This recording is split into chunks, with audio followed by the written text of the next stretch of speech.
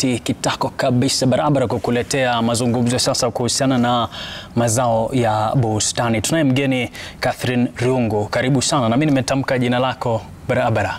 Yes. Swali langu la kwanza Riungu ni kuhusiana na pesticides. Hapa tumeona katika taifa la Kenya watu wanatumia hilo, lakini je, hili alitatatiza soko la kimataifa kwa watu ambao wanafanya mambo ya horticulture? Haiwezi tatiza kwa sababu kuna vile Kenya huwa wakulima wanatumia madawa yale yanastahili. Na wakulima huwa wanafunzwa. Tuko na institutions mbalimbali ambazo huwa zina regulate vile haya madawa hutumika.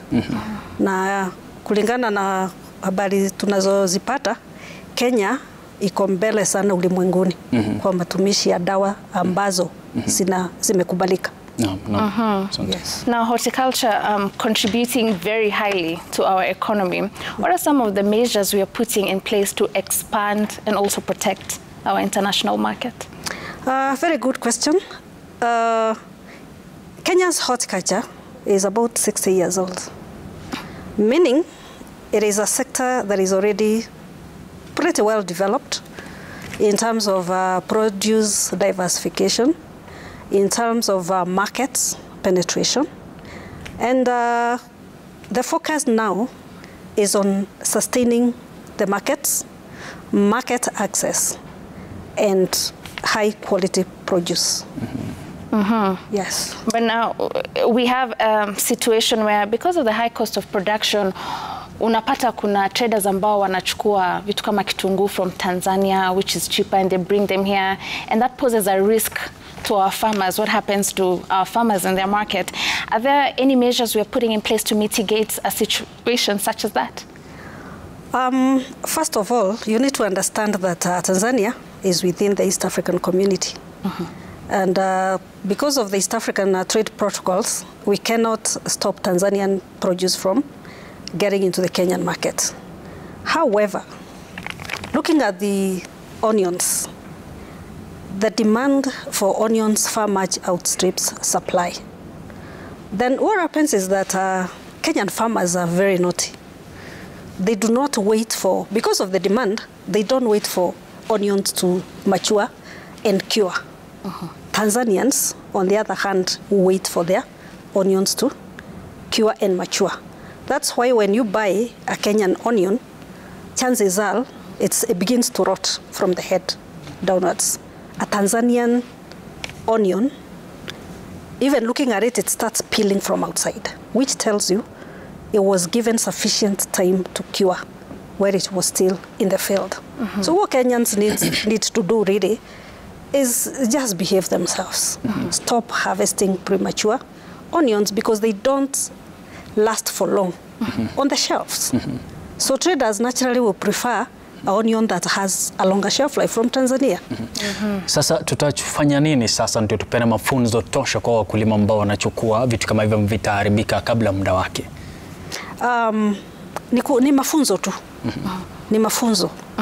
Kwa sababu Kenya, unfortunately, hatuna mikakati stahili ya markets. Kule kutoa produce kwa shamba na kupeleka sokoni. Brokers huwa wanaenda kwa mkulima. Mkulima hana hela. Amwambie hizi ziko sawa za kwenda sokoni. Do you think the farmer will not sell? Atauza.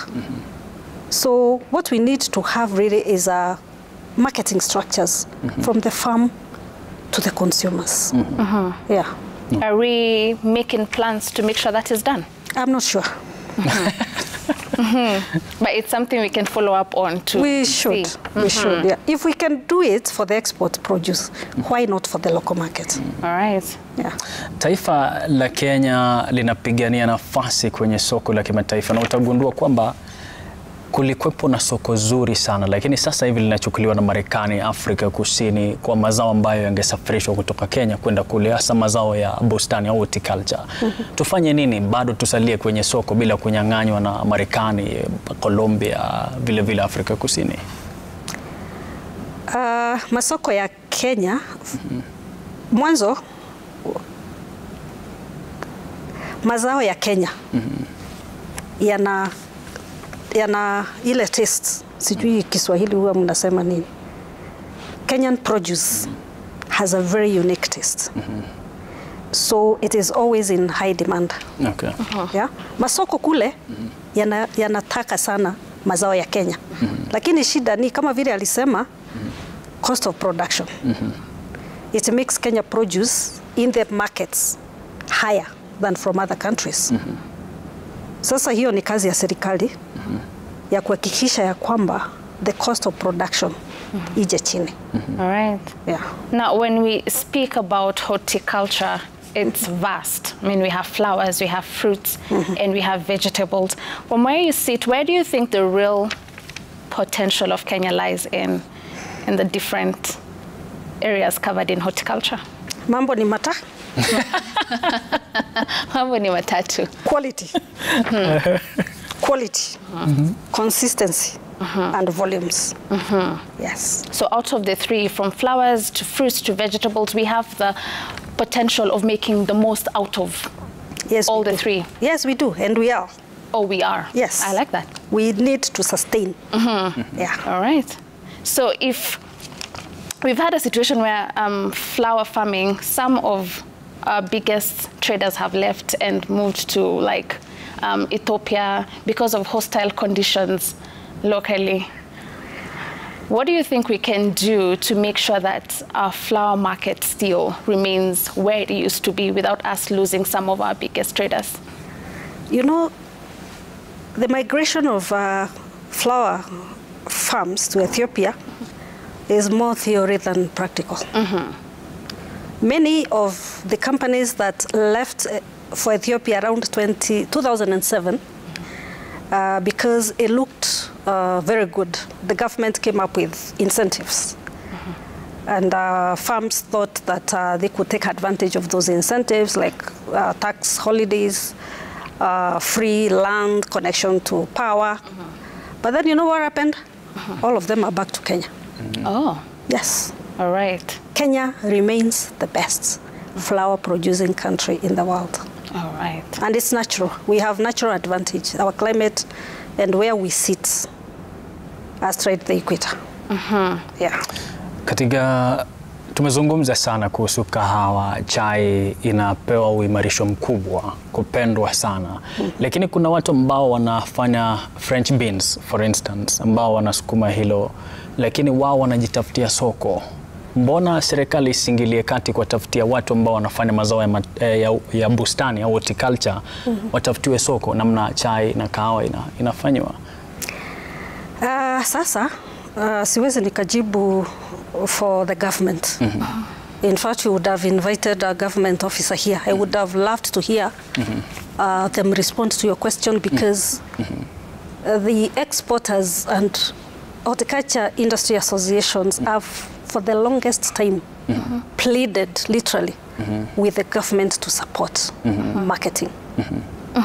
Lakini umekuwa mwandishi wa hili swala, wewe mwenyewe umekutana na tashwishi hii kwa muda mrefu sana. Wanaozungumza na wewe wanakuambia ni nini hasa ingefanywa? You know, international markets, kwenda kutafuta masoko na pia kwenda kunegotiate for favorable trade regimes.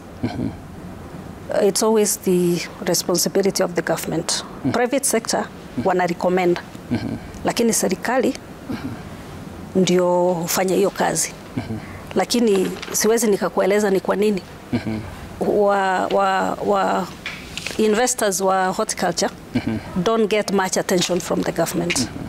Yeah, I can't tell you why. Okay. So that is something we can follow up with the government to see what they're doing to help our farmers in the horticultural sector.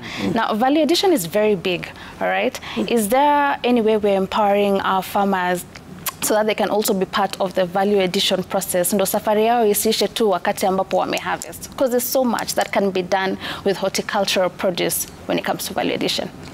Again, there's a bit of value addition happening, especially in the potatoes and avocado, but again, these are the big boys, so to speak, who are producing avocado oil, and it's giving a very good market outlet for avocados from the farms. Farmers, even at a cottage level, can be supported to set up cottage industries to express oil from avocados, for instance, and also to pack ready to eat vegetables. So there's a lot of value addition happening in the horticulture sector. There's a lot. A lot. All right. Now, just to take you back a little bit on the issue on what the government is doing, we recently saw CS Courier opening the aggregation center in Meru, which is also supposed to help farmers, especially horticultural farmers in that county. What do you think of that move, and what are some of the things you think we can do for other counties to make sure that we look out for their farmers in the horticultural sector? My take on CS Courier's aggregation centers, I'm a little skeptical. Okay. And this is informed by my past experience with these facilities being set up. Around 2000, the government of Japan, through JICA, worked with the government through the Horticulture Crops Development Authority. And they set up aggregation centers, cold storage facilities, in selected regions, Meru being one of them, I think Machakos, Kiambu, and a few other regions. I cannot tell you what happened to those facilities because they became a conduit for corruption. A lot of money was eaten in the process of setting up those facilities, yet the concept was a beautiful thing.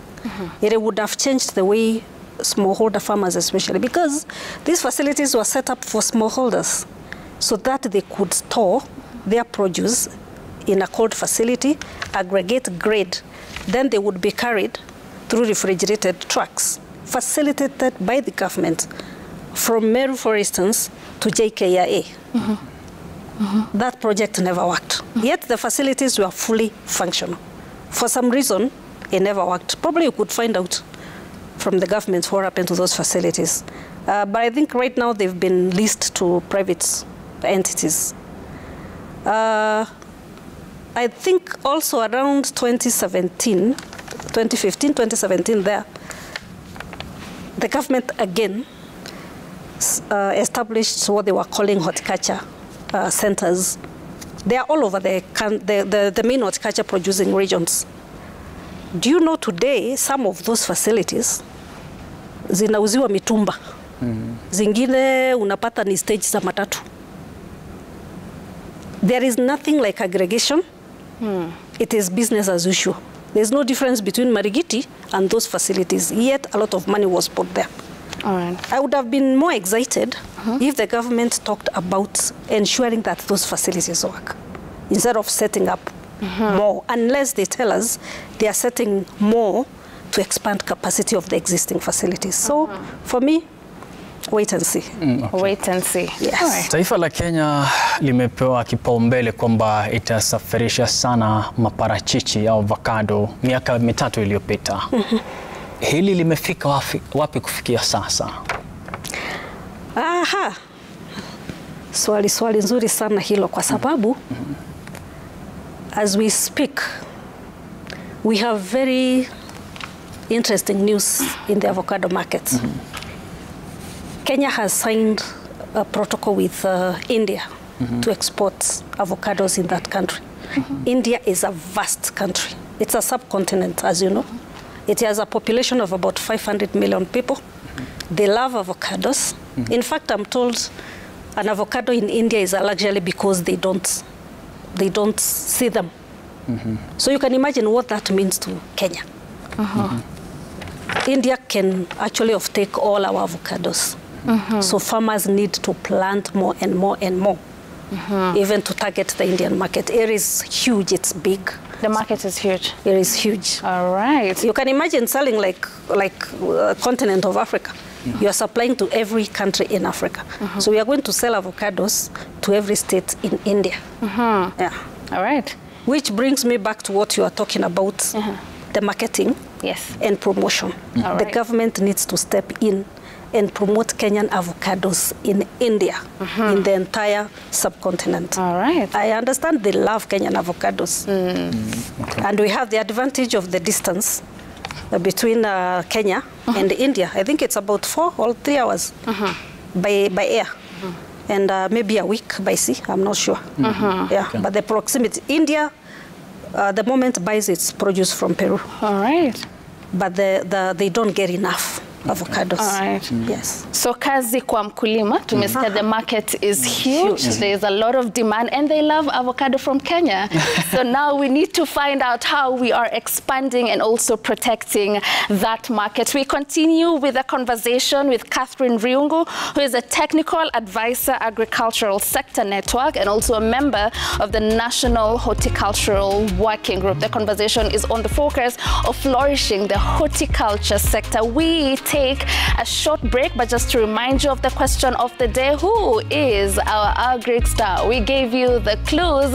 He is an artist, also has one of the most catchy R&B songs out, and he is also a bald man. Keep those suggestions coming through.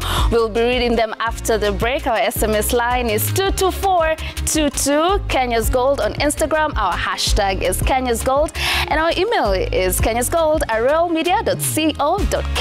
We see you after the break with absolutely so much more. Don't go anywhere.